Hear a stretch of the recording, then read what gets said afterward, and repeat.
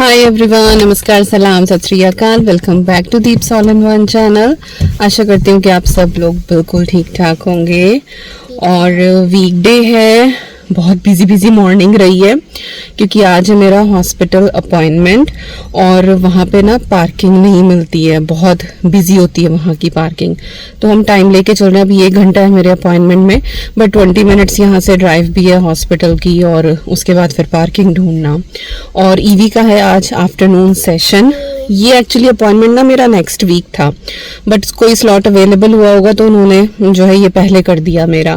तो मैं usually appointment ऐसी लेती हूँ कि बच्चे स्कूल में हो तब जाके अपना आराम से कराओ। तो आज इसका आफ्टरनून था, अब इतनी जल्दी कुछ अरेंज हो नहीं पाता, तो इसको साथ ही लेके जा रहे हैं।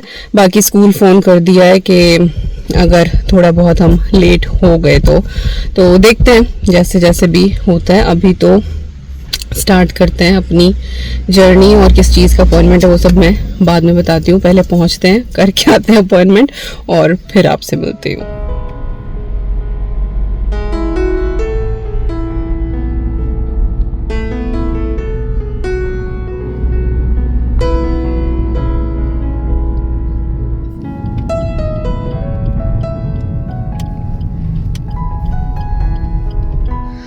सो वी आर बैक होम। लगा हमें 1-1.5 घंटा सब कुछ होते होते, और वो बिल्कुल बस स्कूल का टाइम हो ही गया था ईवी को ड्रॉप करने का। तो बस वहाँ से सीधा स्कूल आए, ईवी को ड्रॉप किया, अभी हम घर आए। और ये दरवाज़ा मैंने खोला है किचन वाला।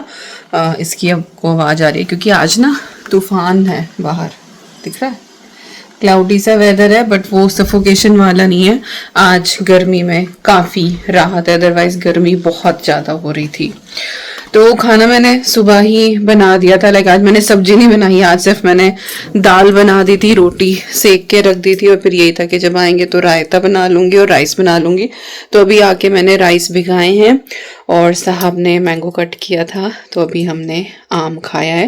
वो गए हैं ऊपर अपने ईमेल्स वगैरह चेक करने के लिए। आज मीटिंग नहीं है उनकी कोई, उन्होंने एक्चुअली बोल दिया था पहले ही, कल मतलब कि कल को जो है वो बाहर जाना है।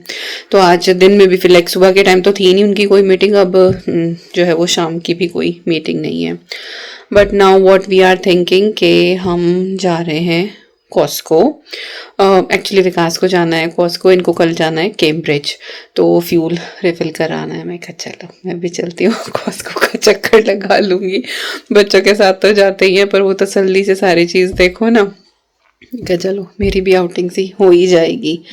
तो यस, हम लोग कॉस्को जा रहे हैं, अभी आ जाएं बस विकास नीचे अपने ईमेल्स वगैरह चेक करके। और लंच हमारा फिर आई थिंक आज लेट ही होने वाले, क्योंकि अभी मैंगो खा लिया ना तो पेट भर गया अच्छे से। तो आई थिंक जब बच्चे स्कूल से आएंगे आज हम लोग उसी टाइम पे लंच करेंगे। लंच क्या, लंच डिनर वो शायद साथ ही हो जाएगा, क्योंकि काम होते होते ना फिर जब बच्चे स्कूल से आ जाते हैं खाने पीने का निबटते हुए शाम के 4 बज जाते हैं, फिर क्या ही डिनर का रहता है। बच्चों का होगा तो फिर मैं कुछ बना दूंगी शाम के टाइम। तो देखते हैं जैसा भी होता है। बाकी अपॉइंटमेंट जो है वो हो गया मेरा।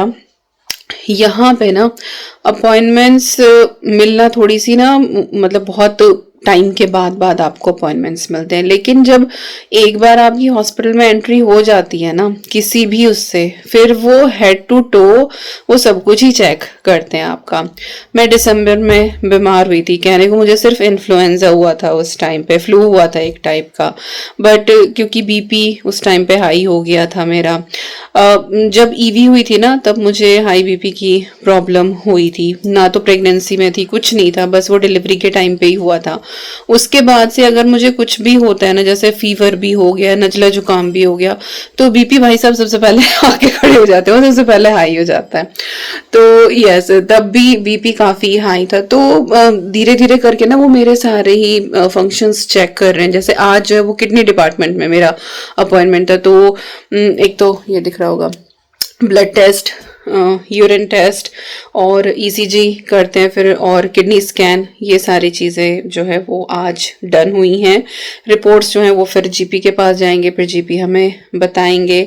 तो इस तरह से वो सारी चीज़ें चल रही हैं। फिर उन्होंने मेरा लिवर का भी जो है वो आई थिंक नेक्स्ट मंथ सब कुछ वो चेक करने वाले हैं, क्योंकि लिवर की जो है मेरे मामा जी की साइड है प्रॉब्लम काफ़ी। मेरे बल्कि मामा का बेटा maybe you all know he even passed away after. मुझे शंकी की याद आ जाती है बहुत।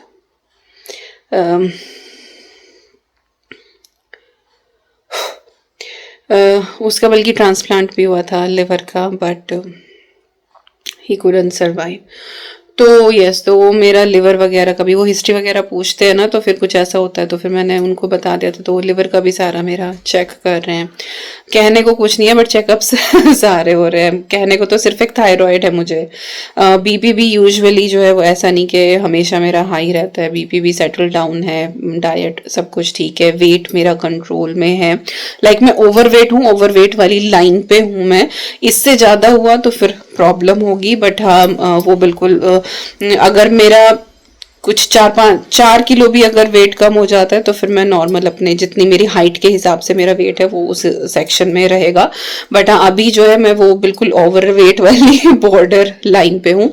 आई शुड रिड्यूस, मुझे लाइक करना चाहिए अगर मैं 10 किलो रिड्यूस कर पाऊँ, बट आई डोंट नो कि मैं करूँ तो करूँ कैसे। मेरी डाइट ज़्यादा नहीं है, मैं मीठा नहीं खाती हूँ, मेरा सॉल्ट इनटेक कम है, मैं सैलेड बहुत ज़्यादा लेती हूँ, मैं एक्टिव भी रहती हूँ, but I think it's because of thyroid. ये बहुत ज़्यादा मुझे परेशान कर रहा है। और भाई इतना लिटरली मेरे पास है नहीं कि मैं 1-2 घंटा जाके जिम में अपने आप को तोड़ूं, उतना टाइम भी नहीं है और उतनी हिम्मत भी नहीं बचती है। तो 1-1.5 घंटा वर्कआउट तो मेरा फिर भी हो ही जाता है दिन का। सच बताऊं तो मेरी जो अगर मैं 3 टाइम की अपनी वॉक इंक्लूड करूं, अपना योगा इंक्लूड करूं, बट लेट्स सी, चलो जो भी होता है। तो यस, आज ये सब कुछ हुआ है और बस अभी मैंने इधर का दरवाजा खोला ना तो ये धम से लगा दरवाजा। हमारा घर बिल्कुल ऊंचाई पे है ना, ऊपर पहाड़ी पे, तो अगर हम दोनों दरवाजे ऐसे खोल दो ना तो वो इस तरह से वो ना टनल बनती है, फिजिक्स में पढ़ा है ना हमने, टनल बन जाती है इस तरह से, तो वो हवा ऐसे आर पार होती है तो दरवाजे फिर धम धम लगते हैं। तो अभी बल्कि मेन गेट इधर का खुला हुआ नहीं है लेकिन ऊपर की विंडोज खुली हुई हैं, तो वो कुछ ना कुछ वेंटिलेशन सर्कुलेशन हो ही रहा है। तो चलो अभी हम चलते हैं कॉस्को और देखते हैं क्या कॉस्को में नया आया हुआ है।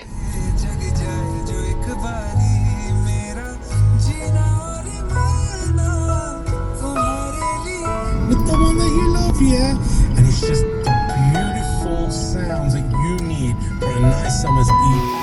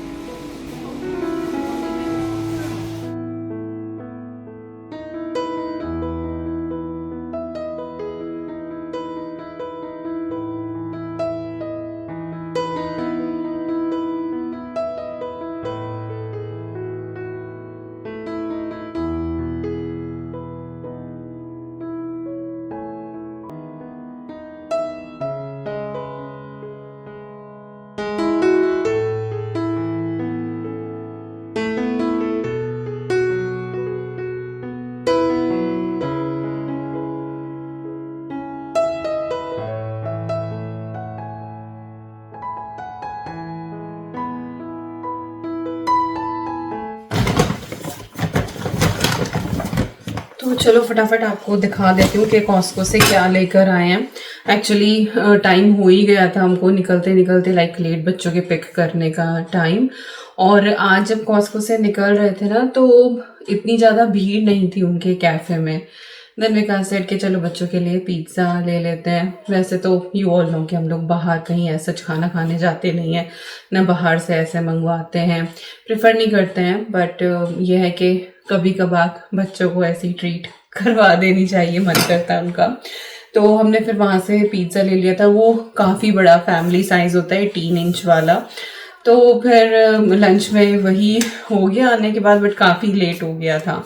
और बस अब जो चीज़ मैंने लंच में सोची थी अब वो जो है वो डिनर में बनने वाली है। बस अब मैं बनाने ही वाली हूँ, काफ़ी लेट हो रहा है, क्या 7 बज रहे हैं फ़िलहाल। तो बस राइस ही बनाना है मुझे और कुछ नहीं करना है। ओके, तो क्या क्या लेकर आई हूँ वो मैं दिखा देती हूँ आपको। एक तो मैंने लिया है ये नाइट सूट अद्वी के लिए, और ये 3 पीस है, ये शॉर्ट्स के साथ भी है और इसके साथ ये लोअर भी है पूरा। तो 3 पीस सेट है। हौजरी वाला जो कपड़ा होता है ना, ये उस तरह का। और मैंने ना ये मीडियम साइज लिया है, जो ग्रोन अप साइज होता है ना मीडियम, ये वो लिया है। उसको स्मॉल आता है, बट मैंने यही सोच के कि इस बार भी काम आ जाए और अगले साल भी काम आ जाए, क्योंकि मेरे दोनों बच्चों का ये है कि एवरी 6 मंथ पे इनके कपड़े छोटे हो जाते हैं। अद्वी का अभी तक भी यही चल रहा है, एवरी 6 मंथ दूसरे कपड़े उसके आते हैं। और ये तो कभी होता ही नहीं कि जो इस साल गर्मियों में आ रहे हैं वो अगले साल गर्मियों में उसको आ जाए। तो कॉस्को को ऑब्वियसली थोड़ा सा कॉस्टली होता है, मटेरियल भी अच्छा ही होता है, तो लिया मैंने, बट थोड़ा सा बड़ा लिया कि दोनों साल आ जाए। वही टिपिकल मॉम्स वाली जो थिंकिंग होती है ना कि 2 साल चल जाए। मेरे साथ भी ऐसे ही होता था। मेरी भी हाइट ना इस तरह से ही बढ़ रही थी कुछ सालों तक, तो मम्मी ले लेती थी बड़े कपड़े के ये बड़ा ले लो, अगले साल इसको और फिट आ जाएगा। तो 1 साल तो हम उसको ढीला बड़ा पहनते थे कि अगले साल फिट आएगा, और अगले साल वो कभी फिट नहीं होता था, वो ऊंचा हो जाता था। तो अपने साइज के कपड़े सच बताऊं तो 1-2 साल तक पहने ही नहीं। वो या तो बड़े साइज के पहने हैं या फिर छोटे पहने हैं। तो अब पता नहीं ऐसे यदवी के साथ होने वाला है क्या, लेट्स सी। पर मैं ये मीडियम साइज का लेकर आई हूँ, फिर नाइट सूट थोड़े से ढीले ढाले हों तो अच्छा रहता है। और इसमें काफ़ी सारे प्रिंट्स अवेलेबल थे, और आई थिंक इंक्लूडिंग वैट ये कुछ 15 पाउंड्स का है। और ये वाली क्रीम लेकर आई हूँ मैं अपनी ओले की। ओले ऑफर पे मिल जाती है, वो ले आती हूँ। लॉरियल पेरिस की मिल जाती है, वो ले आती हूँ। और अगर दोनों में से कोई सी भी ऑफर पे नहीं होती है तो निविया जिंदाबाद, अपना निविया में लगाती हूँ। तो जो भी मिल जाती है वो लगा लेती हूँ, बट इन्हीं 3 में जो है वो मैं रोटेट करती रहती हूँ, और कोई सा ब्रांड में ज़्यादा ट्राई नहीं करती हूँ। और ये 2 आ जाती है। कॉस्को पे यही है कि आपको ज़्यादा मिल जाता है सामान। ओके जी, बाकी और तो यूजुअल स्टफ है। एवोकाडो का एक बैग है, थोड़ा सा मतलब ये कच्चा ही होता है, बाहर रख के इसको राइस करना पड़ता है। तो 2 तो मैं निकाल के बाहर ही रख दूंगी, बाकी फ्रिज में रखूंगी। जब वो 2 कंज्यूम होने वाले होंगे तब बाकी के 2 निकाल के रखूंगी। तो इस तरह से करती रहती हूँ। और ये मल्टी विटामिन का है, ये काफ़ी बड़ा पैक है और बहुत दिन चल जाता है, और इसको मैं और विकास हम दोनों ही ले लेते हैं मल्टी विटामिन। ओके जी, ये आमंड फ्लावर, ये मैं बहुत सारी चीज़ों में यूज़ करती हूँ। कुकीज़ में भी यूज़ करती हूँ, और अद्वी का जो मैं चॉकलेट पाउडर बनाती हूँ उसमें भी यूज़ करती हूँ। और वैसे भी किसी भी स्वीट डिश में या फिर कुल्फ़ी, आइसक्रीम, जो भी आप बना रहे हैं हर किसी में आप इसको डाल सकते हैं। और इससे बादाम वाला हलवा भी आप बना सकते हैं, मैंने शेयर किया था आप लोगों के साथ एक बार। और कैश्यू, ये भी कॉस्को से ही पिछले आई थिंक 2 या 3 साल से हम लोगों ने जो ड्राई फ्रूट्स है ना वो कॉस्को से ही लाने शुरू करें, और मैं हमेशा यही वाला लेकर आती हूँ। सबसे ज़्यादा जो है वो कैश्यूज़ ही कंज्यूम होते हैं, ग्रेवीज़ में भी। बच्चों को भी ये रॉ खाने पसंद है, नमकीन में भी डलते हैं। तो ड्राई फ्रूट्स में अगर देखो ना, या नट्स में, ड्राई नट्स में अगर देखो तो सबसे ज़्यादा जो है वो कैश्यूज़ ही लगता है। एक बार ना मैंने ड्राई फ्रूट कहा था तो किसी ने मुझे करेक्ट किया था कि ड्राई फ्रूट्स नहीं, dry nuts. But I think हम जिस तरीके से पले बड़े होते हैं ना, वहाँ की जो वो लोकल लैंग्वेज होती है, अब जैसे ही काजू, बादाम, किशमिश, ये चीज़ें दिखती है ना, तो वहाँ पे ड्राई फ्रूट्स ही कहते हैं, तो वही जुबान पे चढ़ा हुआ है। But these are nuts. Okay, या इसके बाद गार्लिक का बड़ा सा पैक, जिंजर गार्लिक पेस्ट भी बना के रखूँगी, क्रश करके रखूँगी। एक ये स्वीट पेपर्स, ये ना बहुत हल्की तीखी होती हैं, इसका आप अचार भी बना सकते हैं।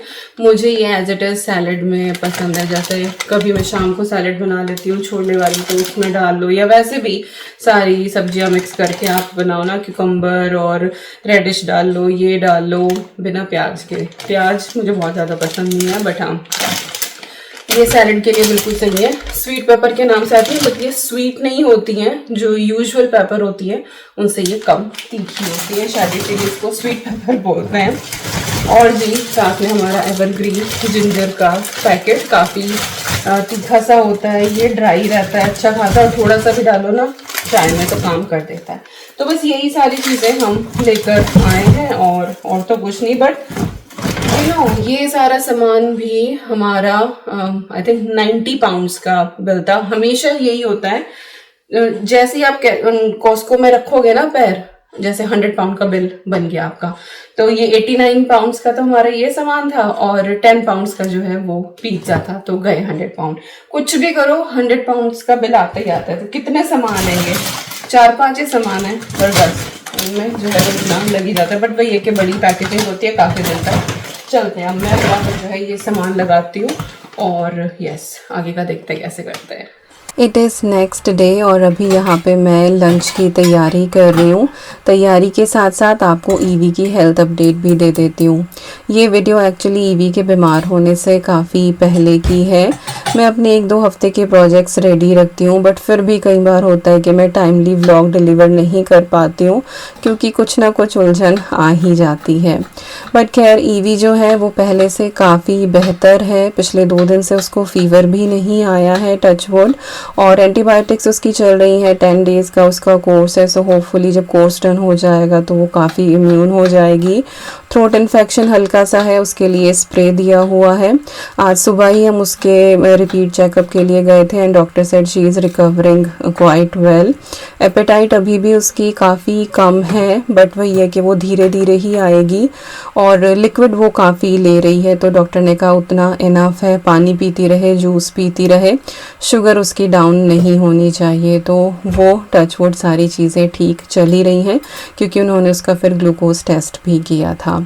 तो finally she is doing well और होपफुली जल्दी से हमारी जो जंपिंग फेरी है वो आपको फिर से वीडियो में देखने को मिलेगी। तो अभी आ जाते हैं लंच की तरफ। तो आज लंच में मैं बना रही हूँ इडली सांभर, और यहाँ पे मैं सांभर का तड़का रेडी कर रही हूँ जिसमें मैंने थोड़ा सा ऑयल डाला है प्रेशर कुकर में, हींग डाला है, राई, करी पत्ता और लंबी कटी हुई प्याज डाली है। इसके बाद मैं इसमें थोड़ा सा हल्दी पाउडर, धनिया पाउडर और जो भी वेजिटेबल्स आप सांभर में ऐड करना चाहते हैं वो आप इसके अंदर ऐड कर दें। मेरे पास सिर्फ जुकीनी और कैरेट थी, वही मैंने डाली है। इसके बाद सोक की हुई अरहर की दाल है वो मैंने डाल दी है इसके अंदर, और इसके बाद हिसाब से पानी ऐड करूँगी और सॉल्ट ऐड करूँगी। मैं ये नहीं कहती ये कोई ऑथेंटिक रेसिपी है, बट ये एक साथ ही सारी चीज़ें बॉयल हो जाती हैं, एक साथ ही ये तड़का लग रहा है। बहुत क्विक वे में आप ये सांभर रेडी कर सकते हैं और मेरे घर में ये बहुत पसंद किया जाता है। तो अगर आप सारी चीज़ें अलग अलग बॉयल करके फिर से तड़का लगाते हैं तो एक बार ये ट्राई कर लेना, कम टाइम में आपको ऑलमोस्ट सेम टेस्ट मिल जाता है। सांभर पाउडर यहाँ पे मैंने घर का बना हुआ ऐड कर दिया है, आप चाहें तो इसको बाद में भी डाल सकते हैं, बट मैं इसी स्टेज पे ऐड कर देती हूँ क्योंकि इससे ना फिर बहुत अच्छा फ्लेवर आता है। और बस अब इसकी जो है हम लिड लगा देंगे और इसको प्रेशर कुक करेंगे, और जब ये डन हो जाएगा ना बस इसके अंदर मुझे खटाई ऐड करनी है। तो मैं इमली की ना खट्टी मीठी चटनी ऐड करती हूँ, तो उससे ना थोड़ा खट्टा मीठा सा सांभर रेडी होता है। अगर आपको सिर्फ खट्टा सांभर चाहिए तो फिर आप इसके अंदर सिर्फ इमली का पल्प डालें और आपका सांभर रेडी है। अभी मैं आपको यहाँ पे दिखा देती हूँ इडली का बैटर। ये मैंने किनोआ, राइस और दाल के साथ बनाया था, ब्यूटीफुली फर्मेंट हुआ है, और डिफरेंट वेरिएशन में एवरी वीक करती रहती हूँ क्योंकि साउथ इंडियन मेरे घर में बहुत पसंद किया जाता है। हफ्ते में एटलीस्ट 2 मील तो साउथ इंडियन हो ही जाते हैं। अच्छा, यहाँ पे मैं शाम की सब्जी की भी तैयारी कर रही हूँ, तो मैं मेजर कुकिंग एक ही टाइम पे डन कर लेती हूँ। तो हरे प्याज की सब्जी बना रही हूँ। वॉक में थोड़ा सा बिल्कुल ऑयल डाला है, जीरा डाला है, थोड़ा सा क्रश किया हुआ सौंफ मैंने ऐड किया है, वो मैं दरदरा करके ही रखती हूँ। और इसके बाद मैंने इसमें प्याज डाल दी है, और ये नॉर्मल वाली वाइट अनियन नहीं है, ये जो ग्रीन अनियन का वाइट पार्ट होता है ना वो ही इतना बड़ा बड़ा था इस बार, और बहुत दिनों बाद मैंने इतने बड़े बल्ब वाली जो है वो ग्रीन अनियन देखी है। यूजुअली बिल्कुल वो छोटी छोटी आती है और चाइनीज़ कुकिंग में ही मैं यूज़ करती हूँ, सब्जी बनाने में मैं यूज़ करती ही नहीं थी। लेकिन इस बार जब मॉरिसन पे गई ना तो इतने बड़े बड़े बल्ब थे इस ग्रीन अनियन के, तो मैं कहा इसकी तो मुझे ये ग्रीन अनियन बेसन वाली सब्जी बनानी ही बनानी है। तो खैर यहाँ पे प्याज भी भुन रही है, और इसमें मैंने जो लहसुन है वो चॉप करके ऐड करा है, लाइक राउंड राउंड कट करके। सब्जी के अंदर आपने क्या चीज़ किस तरीके से चॉप करके किस टाइम पे ऐड करी है, वही उस सब्जी का जो टेस्ट है ना वो डिफरेंट कर देती है। अगर आप यहाँ पे इसको जो है वो क्रश करके, कूट के या फिर इसका पेस्ट डालेंगे तो टेस्ट बिल्कुल डिफरेंट आएगा। तो इस वाली सब्जी को मेरे कहे से एक बार इसी तरीके से बना के देखना। तो गार्लिक की 4-5 क्लोव थी जो मैंने थिनली स्लाइस करके ऐड कर दी हैं। अभी यहाँ पे मैंने इसके अंदर 1 टेबलस्पून के करीब ऐड करा है बेसन। 1 मिनट तक इसको भूनेंगे और बहुत अच्छी खुशबू आने लगेगी बेसन भुनने की। फिर हम इसके अंदर बारीक कटा हुआ हरा धनिया ऐड करेंगे और ये ढेर सारा आपको डालना है।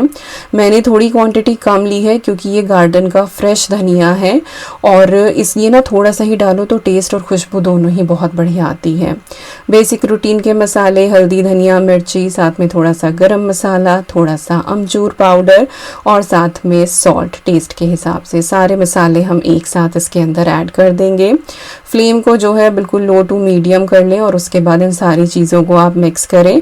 अदरवाइज़ जो आपके मसाले हैं ना फिर वो जल जाएंगे और फिर बर्न सा टेस्ट आएगा।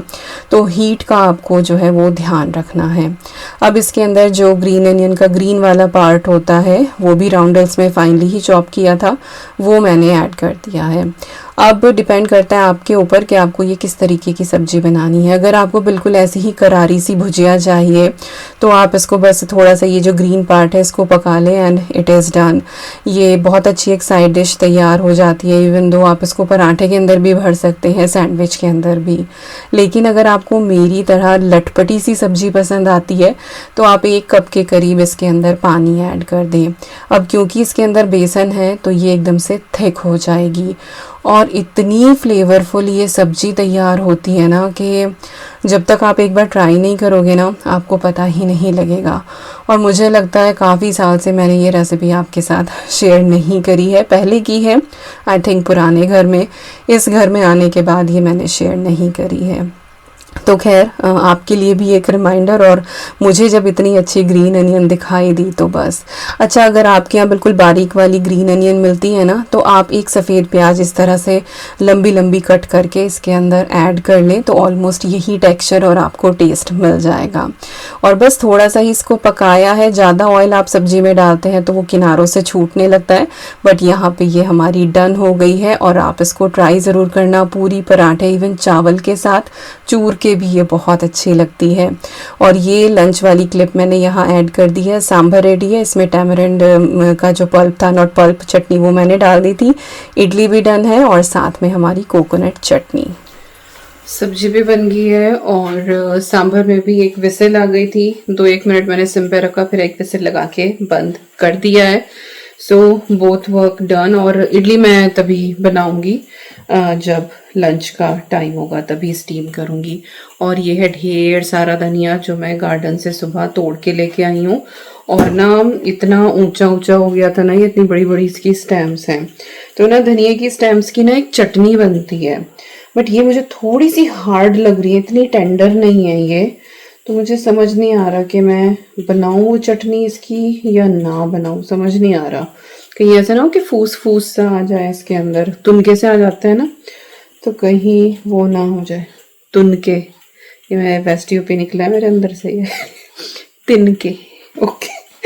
तो वो ना आ जाए इसके अंदर, क्योंकि बाकी की चीज़ भी इसके अंदर डलती है, मूंगफली वगैरह। तो मैं चलो ट्राई करके देखती हूँ। मुझे लगता है कि बाकी की चीज़ें भी कहीं वेस्ट ना हो जाए, पर देखते हैं। ओके, धनिया जो है वो साफ करके यहाँ पे रख दिया है और देखती हूँ इसकी चटनी बनाऊँ या फिर मैं सोच रही हूँ धनिया वड़ी बना लूँ मैं।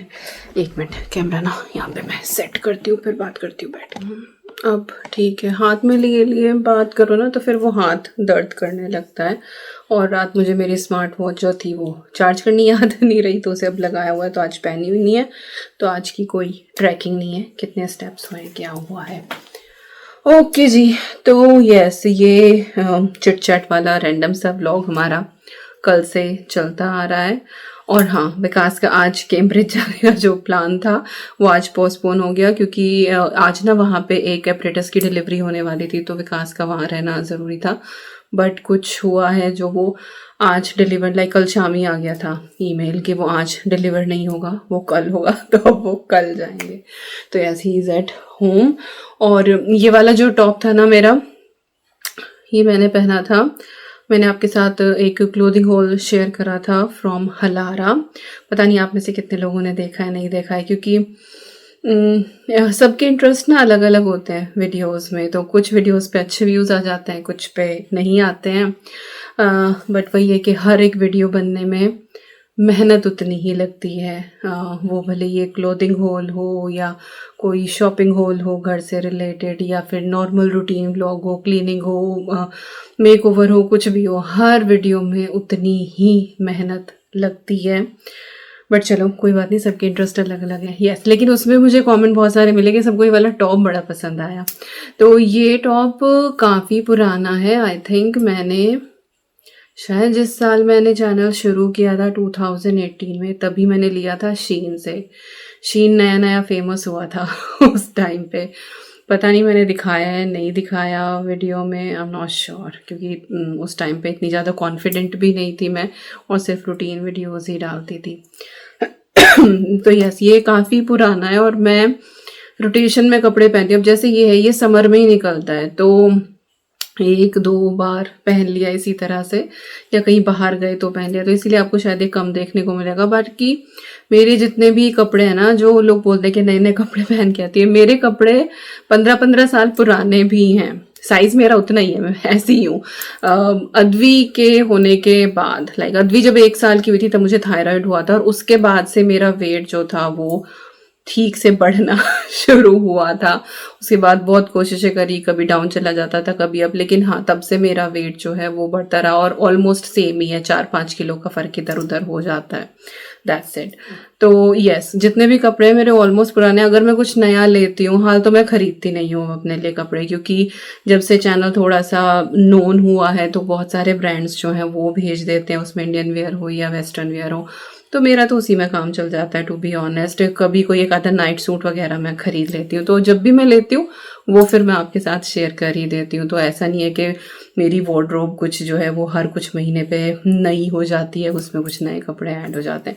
और अब तो टू बी ऑनेस्ट मैंने क्लोथिंग होल्स करने बहुत ही कम कर दिए हैं, क्योंकि बहुत है कपड़े, क्यों बिना बात इतना वेस्ट करना। अब तो मैं किसी इंडियन वेयर का भी नहीं कर रही हूँ, तो बहुत बहुत साड़ियाँ हो गई, बहुत हो गए, तो कहाँ ही लेके जाऊँगी मैं सारे कपड़े, वही पहन लो, वही बहुत है। तो यस, ये शीन का है, लिंक मेरे पास नहीं है क्योंकि ये बहुत पुराना है, बट आप चेक कर लेना, क्या पता आपको ये मिल जाए। और चलिए बस इसी के साथ इस वीडियो का एंड कर देते हैं। आई होप आपको आज की ये वीडियो पसंद आई होगी। मिलती हूँ आपसे नेक्स्ट व्लॉग में। Till then you guys take care and I am sending lots and lots and lots of love to you all. Thank you so much for watching. Take care and bye bye.